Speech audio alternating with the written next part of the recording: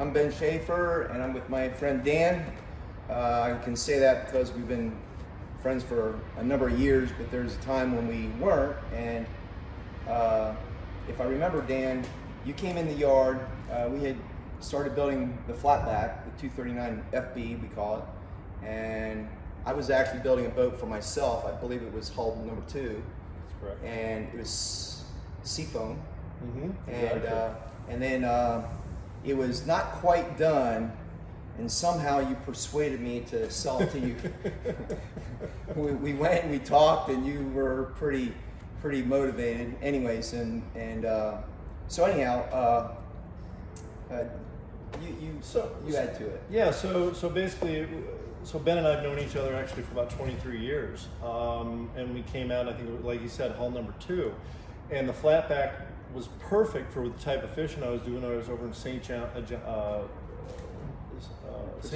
that area, St. Joseph Sound, in the Ozona, Crystal Beach area, and it was great over there because it was skinny water. I could turn on a dime with this boat and everything. And as time went on, I just loved this boat. And a friend of mine, Stuart Ames, who was a guide over that way, he saw the boat and he said, I got to get one of those. And the next thing I know, he's ordering a boat from Ben and built a long relationship with Ben as well. He's on boat number 2. I'm on boat number 3. I bought my last one about a year and a half ago. It's interesting, as I've gotten older, I started out with a full tower. I went to a half tower that Ben and I designed. And we spent a lot of time on that design, and I think a number of people copied that version as time went on and what have you. And then on the third boat, I said, I don't need to be climbing up in the tower anymore. I'm going to get just a layback, a single hull. I've got the seat on this transom. It's worked out beautifully, and the boat's been phenomenal. And I get people stopping me all the time, asking me about the boat and about Sheaffer Marine. And so what I'm thinking is, why did you have 3 boats? So the first one was the flatback, which it has its pros and cons, and then we made the 239V, and I believe your second boat was a 240. The only difference between the 239V and the 240 really is everything's double molded in the 240, meaning the hatches are smooth on both sides and that. Other than that, pretty much the 239 and the 240, we didn't really change it. But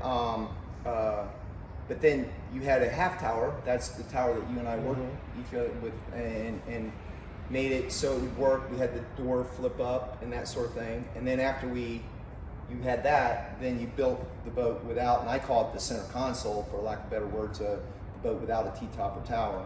Right. But you didn't get rid of each of those because they were not functioning. They were falling apart. They had things going wrong with it. Yeah, in fact, I still see those boats from time to time. I see the flatback out there, and then the boat that I sold in 2020 with the half tower ended up in Fort Myers during the storm. That's right. And it went through the storm, and the only thing that happened on that was I think there was a mild crack to the forward hatch. Other than that, the boat was unscathed. That gentleman actually called me up. This is wild. He called me up. They strapped the trailer, or the boat, down to the trailer, and that boat had the drain plug out of it, and that boat floated from their house approximately, I think he said, about a mile, and it landed on the side of the road.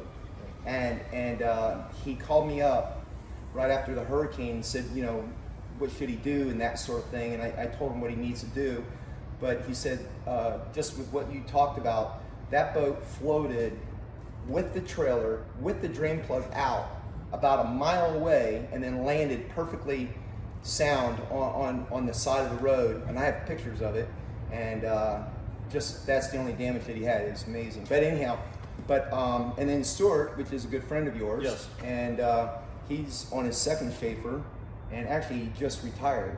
He did. He just retired, and we're actually supposed to go fishing with him this week. There you go. The trout bite is on right now over in St. Joseph Sound.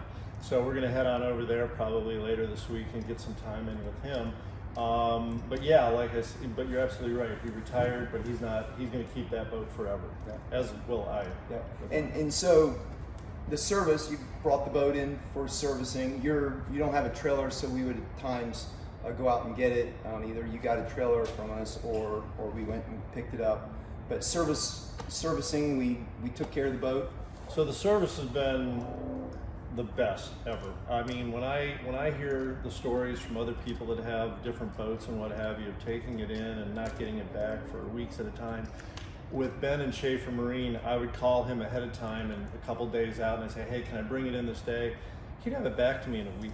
I mean, this was phenomenal. Whether it was some mild engine work or some, things just updating on it, it was done precisely, and it was done with quality. And Dan also takes care of his boats too, so that goes a long way. So, okay, I appreciate it, Dan. Anytime. Thanks. And it's Christmas Eve. Yep. I appreciate it. We shouldn't be here. Merry We should Christmas. be somewhere else. So thanks, Dan. Appreciate it.